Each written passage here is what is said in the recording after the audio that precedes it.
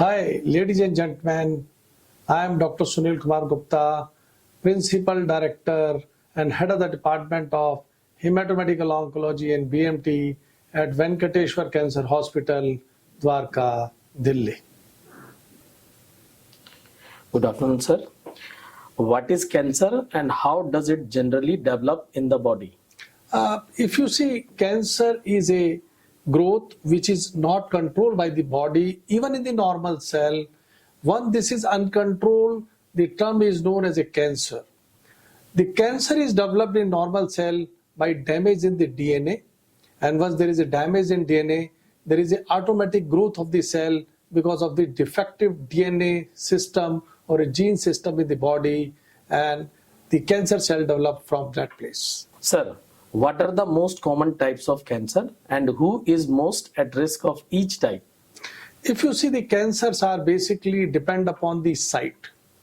We divided cancer into two parts: the liquid cancer, or you can say the hematological malignancies, in which we are having acute leukemias, chronic leukemias, lymphomas, myelomas, myelodysplastic syndrome. While in a solid tumor, we can divide as per the site and the size of the tumor. You can say that breast cancer, lung cancer, colon cancer, and mesenchymal tumors like soft tissue sarcoma, brain tumors, bone tumors, and urogenital tumors you can see in clinical practice. Doctor, how is cancer typically diagnosed? The cancer means there are 7 warning signs. The 7 warning signs in clinical practice is unexplained fever, which is not responding to the conservative treatment, any lump in the body which is not responding to the antibiotics, unusual bleeding from the mouth, from the vagina, or from the rectum, which is not responding to the conservative treatment, any patient who is having a weight loss which is not explained properly, or change in voice is one of the reasons of cancer in body. Sir, what are the common treatment options for cancer and how do they work? The cancer is treated by multimodality treatment. We are talking about multimodality means surgery, radiation oncology, chemotherapy, as well as palliative supportive care is important once we are treating any cancer patient. Okay, sir. What lifestyle changes can help reduce the risk of developing cancer? Means just see, we have changed our lifestyle. We are not doing the exercise. We are taking the junk food in day-to-day life. We are using tobacco and tobacco products like smoking, cigar, bidi, pan masala, betel nuts, and alcohol, which are the culprits. But you will surprise that few viruses are also causing cancer, in which HPV viruses are very important for head and neck cancer, as well as the Epstein's viruses for nasopharyngeal carcinoma, and cervical cancer is again caused by the viruses known as a HP1618 variant, and sometimes you can say liver cancer is caused by the hepatitis B and C viruses in clinical practice. Doctor, what are the potential side effects of cancer treatments and how can they be managed? Actually, if you see, the cancer treatment is changed a lot. We are talking about a cytotoxic drug. People knows in a layman language chemotherapy. Chemotherapy is having a different side effect as compared to targeted therapy and immunotherapy. I am discussing about the side effect of chemotherapy. The important thing is alopecia.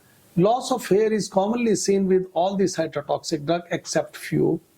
You can see the mucositis, diarrhea, change in nails. Sometimes patients are having a loss of appetite and nausea during the cytotoxic drug or a chemotherapy period. But if you see the targeted therapy, they are having a different side effects as compared to cytotoxic drug. There is no hair loss.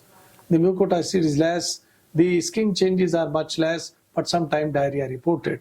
Immunotherapy side effects are little bit different. Sometimes there is a non-infectious pneumonitis, or sometimes there is endocrine changes reported, but there is no alopecia in immunotherapy also. So side effects of different therapies are different in clinical practice. Doctor, how important is early detection in the successful treatment of cancer? Once we are talking about any cancer, we are talking about cancer is curable. This means we can pick up the cancer in an early stage. I am giving few examples to you. Suppose there is a disease known as a Hodgkin's lymphoma. Even in stage 1 is a curative intent treatment. Ewing sarcoma in a very early stage is a curing one. Leukemias are curable. You can talk about a choriocarcinoma, early stage is curable. So many cancers are curable. Even the kidney tumors in early stage are curable. So curable word means the early stage cancer, and you are treating by any modality as a curative intent treatment is a cure of that particular cancer. Doctor, are there any new advancements in cancer research or treatment that show promises? Yes, definitely. There is a change in the treatment part. Initially, we talked about oral pills in cancer treatment. Slowly, this is replaced by the infusional chemotherapy or a cytotoxic drug in a single agent and in combination. Today, we are talking about a targeted therapies. I am giving an example to you that chronic myeloid leukemia, we have a magic bullet target for BCR-ABL known as a imatinib. And not only imatinib, we are having a first generation, second generation, and third generation, and fourth generation TKI for chronic myeloid leukemia. Now, there is a immunotherapy or a checkpoint inhibitor, which is basically hitting the targets like PDL1 receptor as well as ligand. We are having a immunotherapy known as a checkpoint inhibitor for lung cancer. You can say all different cancer, those who are PDL1 positive, we are having immunotherapy or checkpoint inhibitors. But if you see the recent development, there is a drug conjugates are available to treat even the checkpoint drugs failure patients. So the evolution is totally in the medical science from cytotoxic drug to TKI to immunotherapy. And today we are talking about anti-drug conjugates treatment option, even the CAR cell therapy, and talking about the gene therapy for cancer treatment. Doctor, what are misconceptions or myths about cancer do you often encounter, and how do you address them? Routinely, whenever there is a diagnosis of cancer in any family member, they thought it's end of roads. Is it so? I personally feel, I discuss with you that early cancer are curable by different modality. So cancer is a curable disease if you pick up in an early stage. There is a myth regarding cancer that once you are going for a biopsy, that the cancer will spread very soon. So the biopsy is a myth regarding the society that cancer will spread once you are going for a biopsy, number one. Second thing, the people thought that this is an infectious disease. If anybody is having a cancer, please separate this person from the family. This is not true.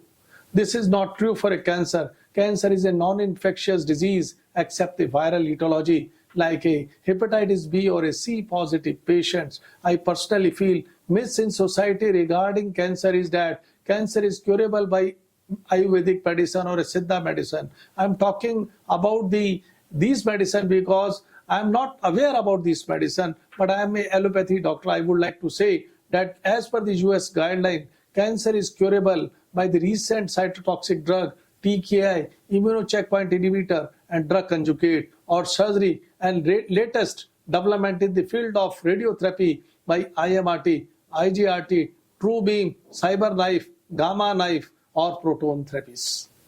I can conclude my views regarding the cancer. That cancer doesn't mean that this is the end of roads. You just consult your expert, see your disease, check your stage. As per your stage, take a proper international guideline-based treatment. The cancer treatment is totally changed now. We have a multidisciplinary approach. In surgery, we are talking about a cosmetic surgery from extensive surgery to the robotic or laparoscopic surgery or a cosmetic surgery.